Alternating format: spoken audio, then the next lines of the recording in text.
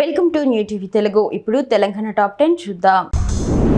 రాజన్న సిరిసిల్ల జిల్లా నూతన కలెక్టర్ గా ఎం హరిత బాధ్యతలు స్వీకరించారు. జిల్లా సమీకృత కార్యాలయానికి చేరుకున్న ఆమెకు అధికారులు ఘన స్వాగతం పలికారు. తన ఛాంబర్లో బాధ్యతలు స్వీకరించిన అనంతరం అదనపు కలెక్టర్ గడ్డం నగేష్, సిరిసిల్ల ఆర్డీఓ వెంకటేశ్వర్లు పుష్పగుచ్చం అందజేసి శుభాకాంక్షలు తెలిపారు. వివిధ శాఖల జిల్లా అధికారులు, తహసీల్దార్లు, సిబ్బంది కూడా కలెక్టర్ను మర్యాదపూర్వకంగా కలిసి అభినందనలు తెలియజేశారు. మనూరు మండలం బోరంచ మంజీర నది తీరాన ఉన్న శ్రీ నల్లపోచమ్మ ఆలయంలో నవరాత్రి ఉత్సవాలు ఘనంగా జరుగుతున్నాయి. అమ్మవారు శ్రీ సరస్వతీదేవి అలంకారంలో భక్తులకు దర్శనమిచ్చారు. ఆలయాన్ని రకరకాల పువ్వులతో, పట్టు వస్త్రాలతో, పసుపు, గంధం, గాజులతో ప్రత్యేకంగా అలంకరించారు. భక్తులు అధిక సంఖ్యలో తరలివచ్చి పిండి, ఒడిబియ్యం నైవేద్యంగా సమర్పించారు. యువకులు, విద్యార్థులు కూడా ఆలయానికి చేరుకొని అర్చన చేయించుకున్నారు. బతుకమ్మ సంబరాల్లో భాగంగా పర్యాటక ఎల్బీ స్టేడియంలో మంత్రి Jupally Krishna Rao bike, cycle, skaters ర్యాలీని ప్రారంభించారు. ఎల్బీ స్టేడియం నుంచి ఎన్టీఆర్ స్టేడియం వరకు జరిగిన ఈ ర్యాలీలో మంత్రి స్వయంగా సైకిల్ తొక్కి రైడర్లను ఉత్తేజపరిచారు. తెలంగాణ పర్యాటక ప్రాంతాలను సందర్శించి టూరిజం ప్రమోషన్లో ప్రజలు భాగస్వాములు కావాలని ఆయన పిలుపునిచ్చారు. బేలా పట్టణంలోని అతి పురాతనమైన మహంకాళి ఆలయ అభివృద్ధికి దేవాదాయ శాఖ ద్వారా 25 లక్షల రూపాయల నిధులు మంజూరు చేసినట్లు ఎమ్మెల్యే పాయల్ శంకర్ తెలిపారు. ఆయన మహంకాళి ఆలయంలో నిర్వహించిన మహాహారతిలో పాల్గొని ప్రత్యేక పూజలు చేశారు.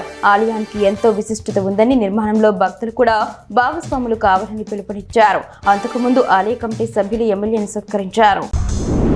మోతీనగర్లో ఇందిరమ్మ క్యాంటీన్ జిల్లా ఇన్ఛార్జ్ మంత్రి పొన్నం ప్రభాకర్, మేయర్ గద్వాల విజయలక్ష్మి ప్రారంభించారు. ఈ సందర్భంగా మంత్రి మాట్లాడుతూ ఆకలి బాధలు లేని హైదరాబాద్ లక్ష్యంగా ₹5 బ్రేక్ఫాస్ట్, ₹5 భోజనం అందిస్తామని తెలిపారు. దీనివల్ల ఒక్కో వ్యక్తికి నెలకు ₹3,000 ఆర్థిక భారం తగ్గుతుందని పేర్కొన్నారు. ఈ కార్యక్రమంలో జీహెచ్ఎంసీ కమిషనర్ ఆర్వి కర్నల్, అధికారులు పాల్గొన్నారు. వేల్పూర్ మండల కేంద్రంలోని బీసీ కాలనీలో దేవి ఉత్సవ కమిటీ ఆధ్వర్యంలో నిర్వహిస్తున్న దుర్గాదేవి నవరాత్రి ఉత్సవాల్లో భాగంగా కుంకుమార్చన కార్యక్రమం జరిగింది. ఈ కార్యక్రమంలో పురోహితులు, పవన్ శర్మ, స్వాములు, మహిళలు అధిక సంఖ్యలో పాల్గొన్నారు. ఈ ఉత్సవాలు బాల్కొండ నియోజకవర్గంలో జరుగుతున్నాయి. బతుకమ్మ సంబరాల్లో భాగంగా పర్యాటక ఎల్బీ స్టేడియంలో మంత్రి Jupally Krishna Rao bike, cycle, skaters ర్యాలీని జెండా ఊపి ప్రారంభించారు. ఎల్బీ స్టేడియం నుంచి ఎన్టీఆర్ స్టేడియం వరకు సాగిన ఈ ర్యాలీలో సంప్రదాయ వస్త్రధారణతో బుల్లెట్ ర్యాలీ కూడా జరిగింది. హైదరాబాద్ విమెన్ బైకర్స్ తెలంగాణ పర్యాటక ప్రాంతాలు సందర్శించి టూరిజం ప్రమోషన్లో భాగస్వాములు కావాలని మంత్రి పిలుపునిచ్చారు. ఎన్టీఆర్ స్టేడియంలో ర్యాలీలో పాల్గొన్న రైడర్స్ కు మంత్రి ప్రశంసా పత్రాలు అందజేశారు. జోగులాంబ గద్వాల జిల్లా అలంపూర్ జోగులాంబ ఆలయాన్ని రాజ్యసభ సభ్యుడు అనిల్ కుమార్ యాదవ్ దర్శించుకున్నారు. ఈ సందర్భంగా లింగన్నవాయి గ్రామ యాదవ సంఘం సభ్యులు ఆయనకు కమిటీ హాల్ కోసం వినతి పత్రం అందించారు.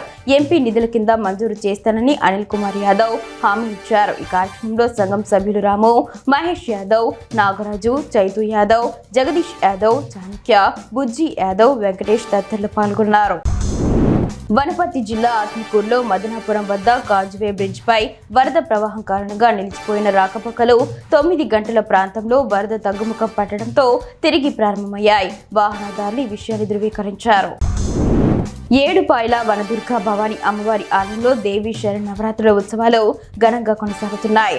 అమ్మవారిని సరస్వతీదేవి రూపంలో అలంకరించి ప్రత్యేక పూజలు నిర్వహించి భక్తులకు దర్శనం కల్పించారు.